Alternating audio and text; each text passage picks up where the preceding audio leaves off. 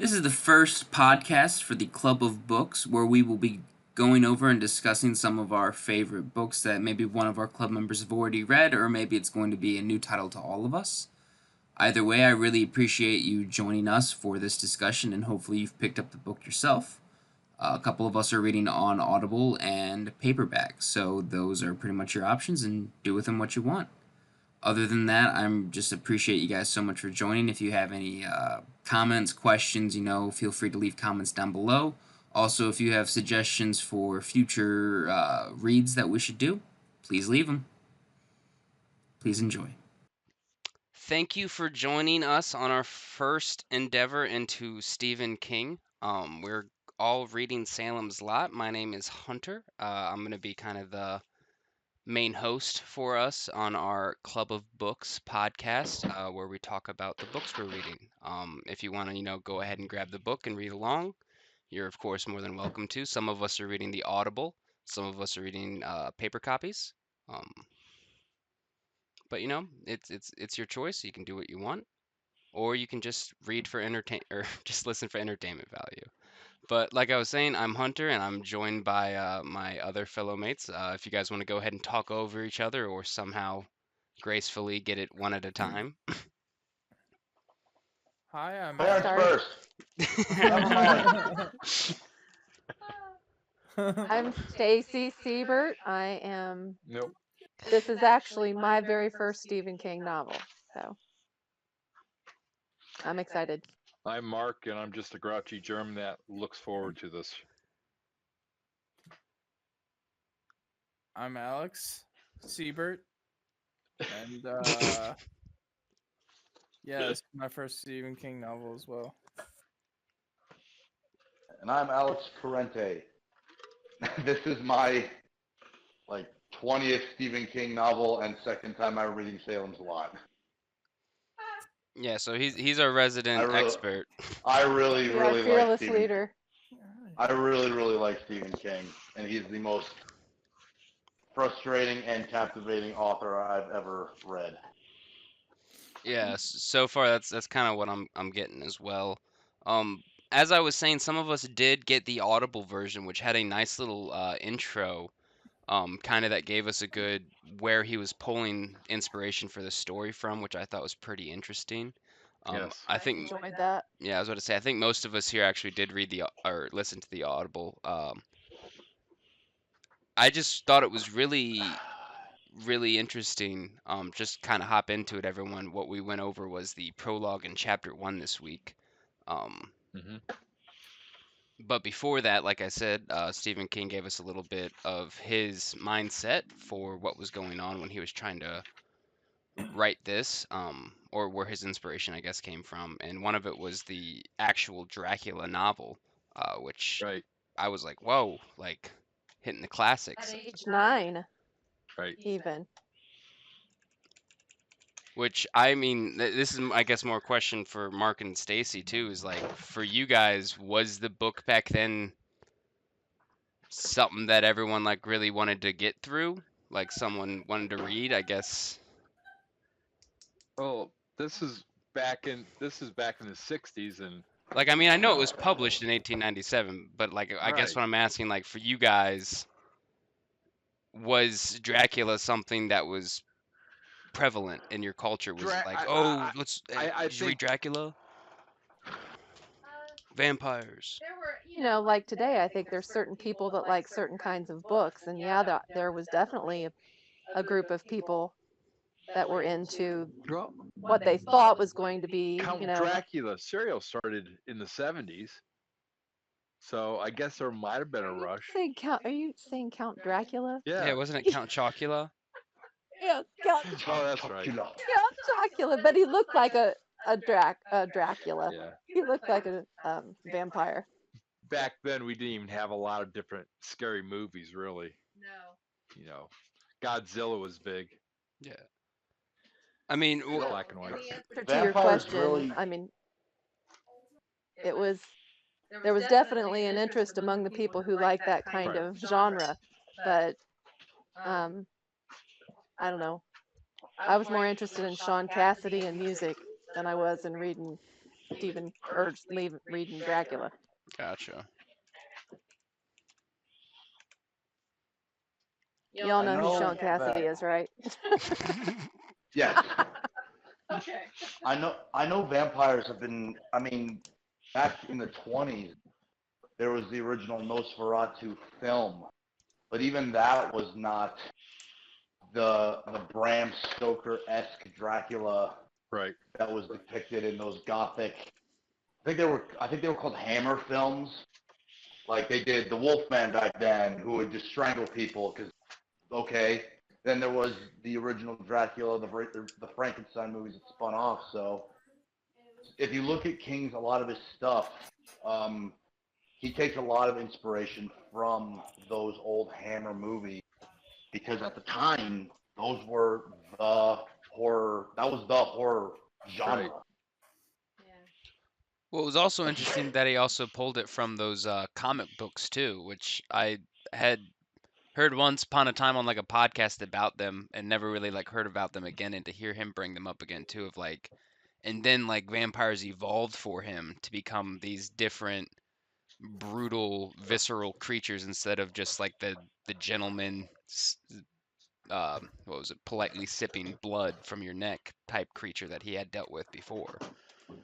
I think the ones in the EC comics were the ones that he thought were the brutal, awful ones, like putting the spigots in the veins of their victims and hanging them upside down and ripping and tearing and all that kind All of the fun stuff was stuff. going on. But then I think he thought about, and maybe his mom, was it his mom that kind of gave him the idea that uh, making them more palatable to society, until it came, like, they became gentlemen and kind of blended in and weren't so concerned about, always ripping and tearing. They were leading lives as well. Yeah.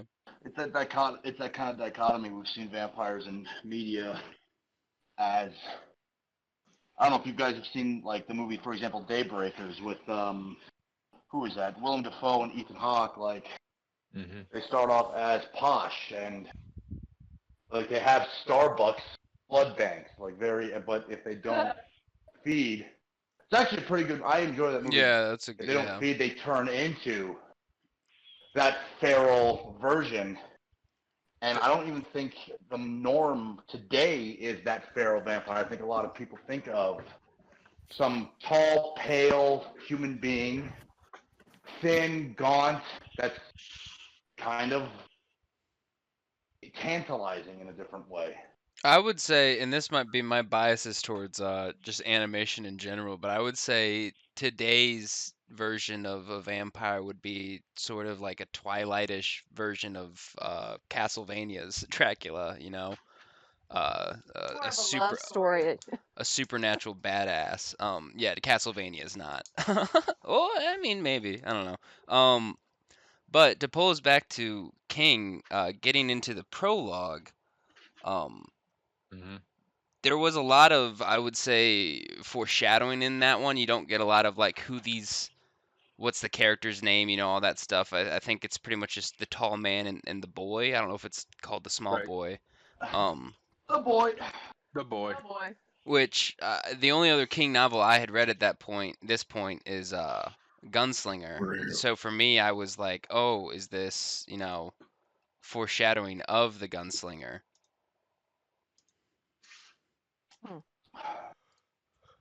There is, and that's it's not gonna be a challenge. I don't want to like overblow my part in this, but it is going to be interesting for me. There is crossover in a lot of King novelization, and I'm not gonna say who, but there is a character from this story that crosses over in a major, like a lot of King stuff. Like I believe in Firestarter, there's a Pennywise reference.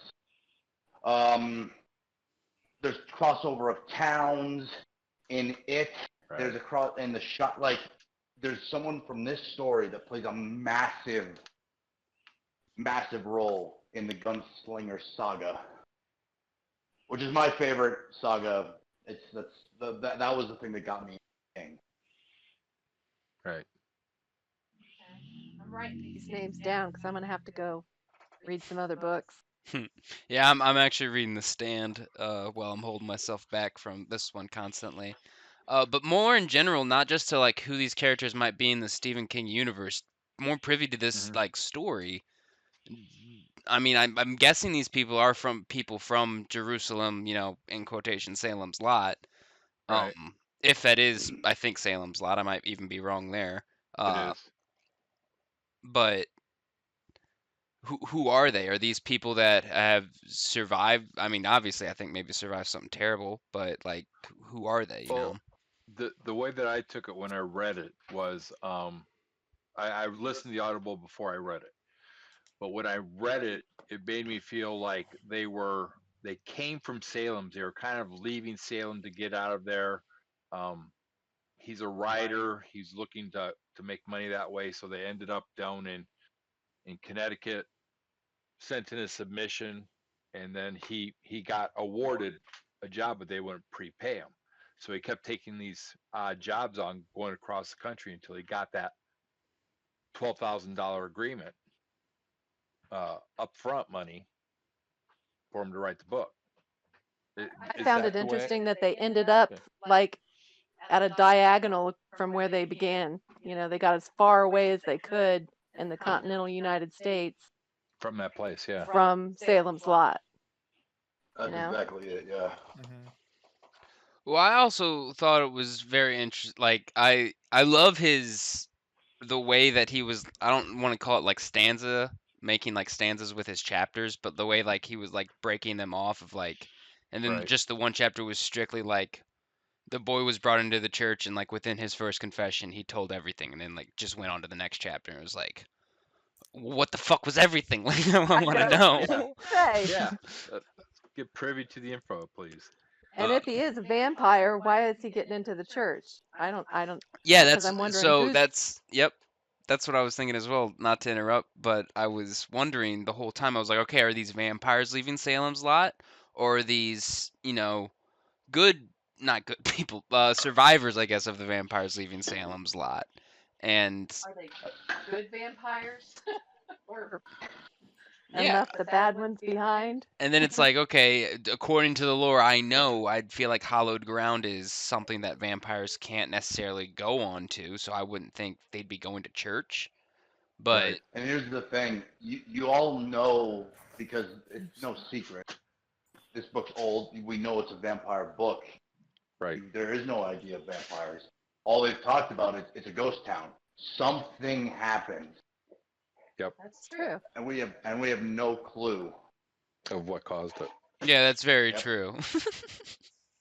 Yeah, I do feel a little clueless.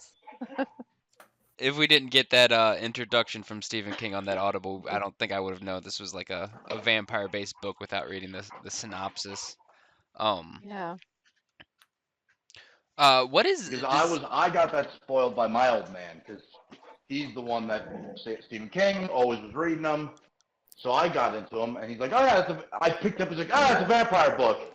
Knowing that now, I want to almost tell my dad, like, "Dad, you couldn't have like just said, yeah, it's a good book, not like, yeah. Oh, by the way, Snape kills Dumbledore, and Vader's Luke's dad. So have fun." Like, thanks.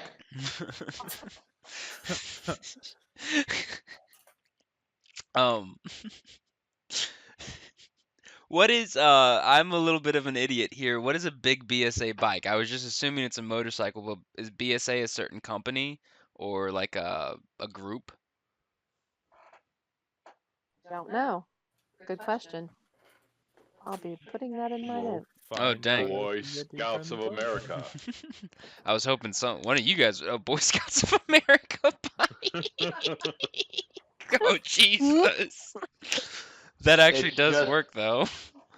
It's just a brand. Okay. Well, I was wondering, and I looked this up after the fact that Lost Boys came out after the book release, so I'm wondering if maybe I'm wondering if motorcycles somehow, you know, I wonder if those two on the motorcycle were vampires. I'm kind of looking at everything now as like I'm suspicious of everything that happens in this novel. I'm like, you're guilty of something. Any character that Now, comes across. what I love about King is he's so good at creating real pricks. He writes unlikable characters better than most people, and not unlikable main characters, even though his villains are good. Like scummy bullies, douchey people. King really just encapsulates it. Like, oh, yeah, guys on a motorcycle is being a jerk. Girl flicks him off. Like you know that reaction because you've been there. Like you dealt with those people, and that's one of the reasons I really love reading King. He paints such a great vivid Experience. picture in your mind. Yep. See, but to me that seemed like Relatable. that kind of seemed just like a movie of sorts, like the typical like movie start. You know, like nervous guy driving back, and then out of nowhere, asshole biker cuts him off. He slams on the brakes, honks his horn. Biker girl flips him off. Like it's like, all right, I've seen this movie before. Yeah. Relatable for sure. Or have I? Yeah, that's the real question. Yeah, That happened earlier today, didn't it, Mark? As Stephen King was painting the setting of least of Ben, who I'm gonna guess is one of the main characters, I was getting a lot of Twin Peaks feel from it. I don't know if any of you guys have ever seen that show, but it takes place in a rainy little mountain city in Seattle, covered I by was nothing wondering if but pine trees and someone was gonna everything. make that. I was wondering if someone was gonna make that connection or comparison. Yeah, and just because both of those story creators are just so great at creating such a rich world, I was like, oh God, like now I feel like I want to pull some of Twin Peaks into Stephen King's world. I'm trying to just separate everything so that way I don't once again become suspicious of every single character. Like this Miranda. That was something that was brought up in chapter 1 while Ben was driving. Is he has like bad, I would say, recollections of his wife screaming, or I guess maybe that's his wife. I don't know. Um, It said it was a wife. he did. Okay, cool. Yeah. That's what I was wondering too, because I was like, it's definitely not his mom, because he wouldn't say Miranda, because he's the narrator for this time. So I was trying to figure that out. Cool. Was that Alex? No, Was that why you were saying that it was that Stephen King is to you one of the most challenging? Is because of the way he writes? Yeah, because in it's different little almost kind of segments? like it's all, well, one, it's a little bit all over the place. Like for instance, when he was writing about himself, I thought that it was a character. Like I was confused about like what he was writing about. And then until he got to Ben, and then when he got to Ben, I was like, okay, like here's this guy, blah blah blah blah blah. But then it seemed almost like it was like the cheesy like 90s movie. Like I couldn't help but think of like a Top Gun sort of thing. Like is what I thought about with the motorcycle girl with the mirror glasses. Like that's what I Remember thought when this about book was immediately. written? So it's like hard to keep my interest, called? but at the same time, like it has been. So Yeah, it was written back in 1975, so I'm also trying to, like, as Corrente said, put my mindset in that frame of like there wasn't a lot of lore built up around this stuff, or I guess well known. It wasn't because the glory of the internet hadn't really hit its heyday. So, or I don't even think it was up back then. It wasn't even around Yeah, I was yet. going to say I don't even think it was up back then. No, it wasn't. We Speaking didn't even of, have cell phones back then. yeah, so everyone was it still the rotary phones? You had to like. It was all connected, yeah. Okay.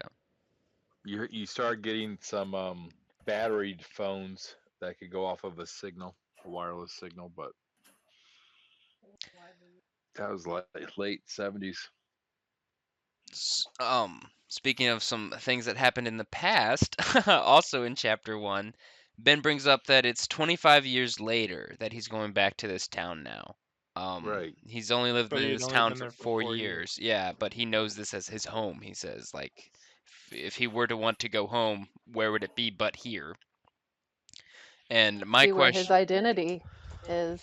well, I'm wondering because the only like thing that really, I guess, brought up something that might have changed was the fact that he said the milk farm looked like it had grown. So that makes me wonder, okay, I guess the town has been revived, but revived by who? Once again, suspicious hunter is sniffing around and he thinks something's Yeah, going fishy. is it a town of vampires now, or? I ain't saying shit. Aw. Also about the town too, it said that it's called Salem's Lot by the natives. Does that mean native to like the state, or is that like a Native native American there. term? No, the people that live there. Okay. The lot, Salem's Lot, yeah. Because I was wondering if like they were trying to make like that's actually a Native American burial ground and like you know you built on it and that's Wrong why. story. Well, yeah, that's why I was thinking about it because I was like, wasn't Pet what is it, Cemetery. the Poltergeist? Poltergeist, yeah, that was also on a burial ground, but Pet Cemetery was on Aboriginal burial grounds. That's the king one, Pet Cemetery. Okay. Well, the one part that I really loved about this chapter was where it broke from Ben giving like his internal perspective to like you being guided through like a tour, like it was like reading like you were on a tour of the house. Like you could go in through the front door and walk down this like hallway. To the right, you'd find the kitchen. If you wanted to turn left, you could go up the stairs. Right now, The at the Marston. current, yeah, the Marsten Was that the home. Marston house they were talking about? Yeah. Yeah, I really like appreciated that because as I was reading it, I was like, wait a minute, like is the character right now in his head sitting outside the like is that what's going on? Like am I supposed to be the character in the car thinking about going through this house like I'm having a fever dream of like, oh my god, the last time I was here, like it just was very, it was another, once again, a compliment to Stephen King of like you painted such a perfect picture for me by the way he just formatted his words. And if you think about how the part of the chapter was framed, we now know that house is extremely important. Like, not only is it being described, it's at a prominent place in the town. It's on a hill kind of overlooking the town. I don't remember how he is linked to that house, but that house does have importance for the story. And he immediately like sets you in that frame of mind going, okay, what's going on in that story? And why can he not go upstairs ever, per his own words? Yeah, and like what's behind that uh silver-handed doorknob, I believe was the description of it. Silver. Oh, also, yeah, bringing back up like vampire lore, silver, hunter's nose, Silver bullet. knows. Yeah, I really wanted him to get out and go in the house. I was upset that he didn't. I felt like he was just sitting there and he was thinking through it in his head, but he wasn't actually getting a visual. Things could be different. Yeah, like he didn't even Oh, want to don't get worry. up and We've go got look about in it. Did about anyone else 700 think more that he pages. actually got goose skin? That was actually I got goose skin. that was an interesting, I hadn't heard, like I call it Yeah, goose it's been a while. pimples. Like I hadn't heard it called goose skin for like ever. That was interesting. What else do they call them? Goosebumps. Goosebumps, yeah. I call Goosebumps. it chicken skin. I've never once heard you call it chicken skin. I think it looks more like That's chicken interesting. skin. I Raw agree with chicken. that. Raw chicken. I agree with that wholeheartedly. So, of course, I've never cooked a goose, so I wouldn't know what the goose's skin looks like. Must be similar. Goose. to keep in the theme of foreshadowing, because I believe Stephen King is very good at that, I'd like to try and hear all of your guys's, what you think is going to be happening in these next couple of chapters, 2 to 3, that we'll be talking about next week. I'm hoping we're going to get a little bit more clarity on their relationship. If they aren't father and son, I mean, they've indicated that people believe they are, but They've never Well, really is that said Ben, whether though? they are. We don't even know if that's even Ben, though. Them. Or not. Exactly. Yeah. Yeah. Like, the father and son could have been two completely different characters that we need to find out who they were. And I think that that's definitely probably going to end up coming up. Well, But I isn't think that that I it's don't going to think be a mixture of like a bunch of different people's stories, and you almost have to put together the puzzle pieces. I mean, I feel like a real idiot because I've been talking about so much that, we've been reading I've been reading the book and the Audible, but like, are we sure that they're father and son? I thought the priest asked him that and he said no. They're not. The priest said no. Yeah, that did happen. Yeah, so like what is their relation? Like, is it someone that just saved a kid? Were they meant because the tall man's name was mentioned in that newspaper article. Who was Yeah, he? And it's the kid. He didn't say the kid was mentioned in the newspaper article, so. there's obviously Why are an they emotional scared? connection. We don't know. Yeah, we We don't know yet. probably know, but we don't know. Yeah. Yeah. So, And Stacy wants to you figure gotta- out what's going on next week with the tall man and the small boy. What's their relationship? Unfortunately, I'm kind of with Stacy on that one, only because we've been talking about this off on our own, having like a mini book club. Well, don't do that anymore. I'm not going to. Stop that. I will not do it ever again. This is my first book club. I've never read a book in my life. Yeah, y'all can get a apologize. separate book if you want to like have your little gossip club. I'm going to do that with that Ready Player 2. Ooh, Yes. that's a good one. Thank you. All right, so you're in the same clubhouse. All right, Mark. I'm thinking that it's going to completely switch up. That's what I'm expecting. Is it to be completely different from the usual?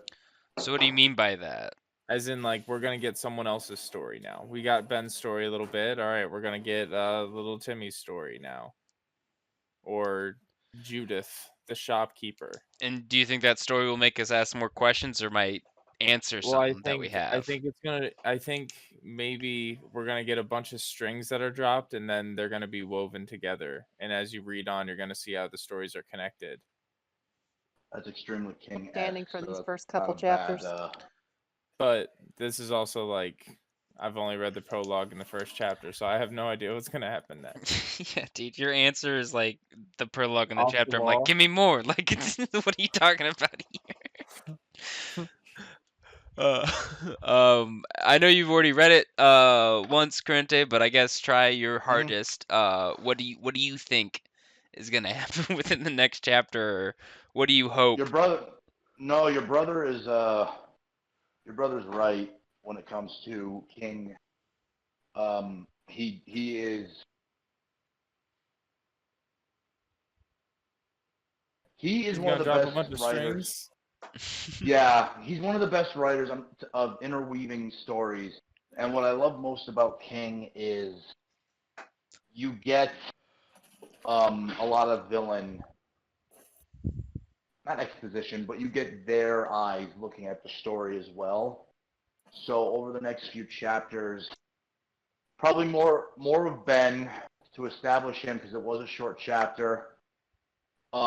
He does a crash course at times when it comes to introducing people in general. So I would buckle up for like, oh my God, this is a lot of names, Jesus. But then I would also, I would not be surprised if we get some kind of antagonistic force being introduced or the seeds being planted of, ooh, this is bad what's happening now. Something isn't okay here.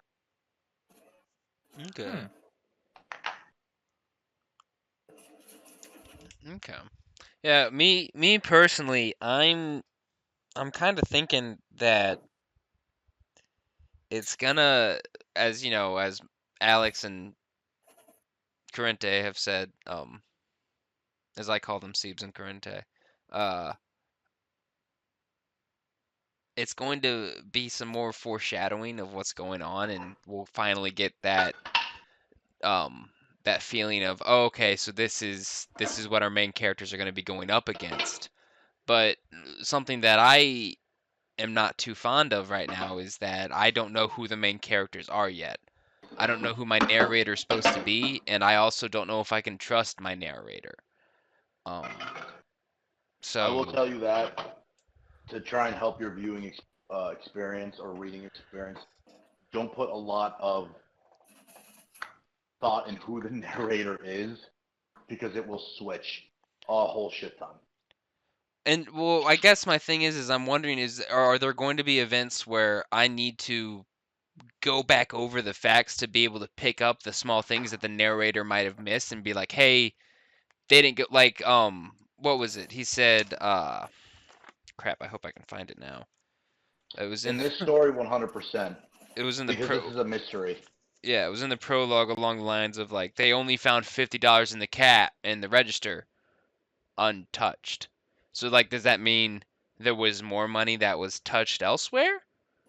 Like what like I think the point there that we were trying to make is that It it was wasn't a robbery. It was just left there. just left there like yeah, everybody In other left. words, I And get they that. didn't need money where they were they left going, or quick. they would have grabbed it. Yes, that's the assumed point.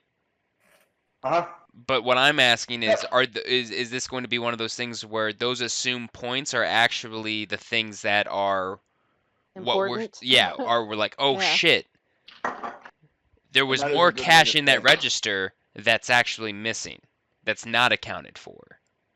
No, it's a good way to think about it. Just, there's going to be chapters, if we continue with the King on this club, or if we do different books, but if it's King, there's literally going to be chapters where you break away from the main characters and you get the story through the eyes of a henchman, not even the main villain, just some random henchman that happens to be close to the main guys, and that's how you learn story details. Like, each chapter is a different adventure with.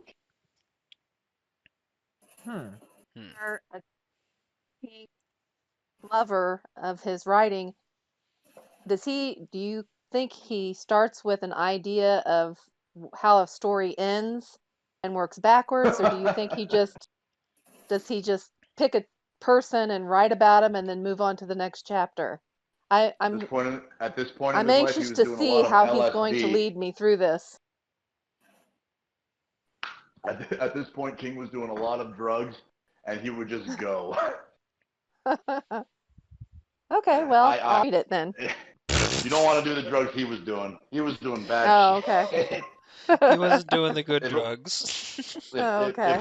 If it wasn't nailed down, he was doing it. Oh my. He's like, hand me that Well, paint I thinner. must say though, back to where he gave his author's notes before the book started, the way he described his mother and her love of books and how she felt the importance of her kids needing to read these books, but had to label them as trash, even though she knew, read this damn book, it's good, you know? But she had to label it as trash, like, yeah, people look down on you for reading it, but go ahead and read it. I love that. I thought it was more so just like I can't remember the exact vocabulary term for it, but just of negative reinforcement of like, hey, this is bad, and so instantly the kid's like, all right, well this is bad, then I want to freaking read it and prove you wrong that this is actually one of the greatest novels that was ever written, type things, you know. That's what I It's maybe that thought that she was trying to sense do to of reinforce them. rebellion. Everyone goes through it as a kid. Yeah, essentially, and she was doing it in the right ways of like, hey, you know, this book, this is a bad book, so the rebellious kid will be like, huh, then I'm gonna read it. How dare you, mother? I got you. So Love that woman, and I didn't even know her. yeah. What Well, was her name? Nellie? Yeah, Nellie something. Good old Nellie. Got her kids to read so young, and some really intense books actually at a young age. that's what I was gonna say. Yeah, Dracula at age 9. I don't even know if I would have been great at being able to understand what I was reading fully. So Yeah, Maybe the not. vocabulary in itself. But then, you know, like before age 13, he had read Lady Chatterley Glover and a lot of other very risque kind of material. But you know, I thought that was kind of cool. I'm kind of along the lines of if you can understand the vocabulary, it doesn't matter what the material is. You can read the book. Like go ahead and read it, whatever age, if you know what's what the vocab says, you know. Um, But But even then, can in you imagine? development, Could you in a imagine kid's nowadays? development, their ability to understand those words or even conceptualize them on their own terms is so rare. I mean, it takes life experience sometimes, you know? Uh, try and imagine nowadays, and I don't know a lot of modern books that evoke the same kind of negative connotation of Dracula to the newest generations. But my God, imagine nowadays, like a book that risque being an assigned reading or some kind of reading done. People would lose their mind. That would be on the banned book list. are we talking about Salem's Lot or Dracula? I'm talking more so of King being able Oh, to read those books at that age. Like, for yeah. God's sakes, growing up, Harry Potter was on the banned books list. When was the rock and roll ban? When was that like a big thing that everyone was against rock and roll and that was Satan worship? That's a These, good folks. That's what I was. Yeah, that's who I'm asking. that's early 50s when it started, you know. Yeah, so I wonder if I like don't know what the exact dates are, Yeah, but 50s through the 70s yeah. was the big. it was too much they didn't want people to dance. It was encouraging people to have sex. No fun for you. Yeah. It So was like bringing drugs and alcohol onto the scene.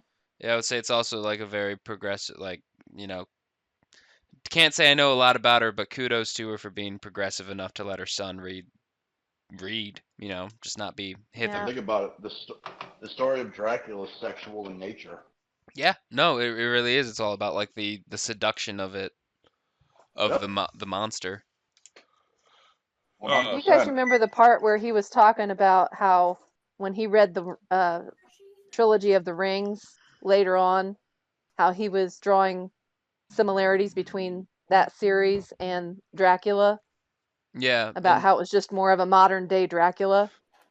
I mean Another way to say it. to bring up Ready Player 2 again, like that book alone made me want to read the Tolkien series, but now hearing King's sort of take on it, and I'm sure he has like a much more deeper one, that's not through the lens of like, hey, let me give a introduction to this book, um, makes me want to read them with that lens too of like, I wonder if there are a lot of because you know the rule of Hollywood is give me the same, only a little bit different. So you know a lot of authors will take a classic work of art and put their own very unique and awesome spin onto it.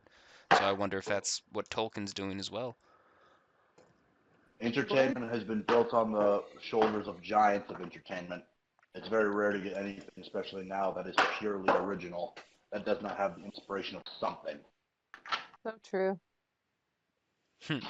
There we go, guys. Let's think of something original. Well, I was gonna say maybe that'll be like the mission of this group. After we get through enough books, we'll be like, we finally know where the alpha story comes from.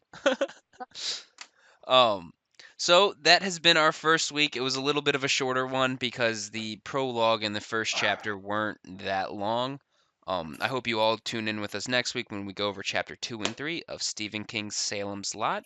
Once again, I really appreciate you guys joining us and listening through this long. Thank you to the maybe 4 or 5 of you that stayed.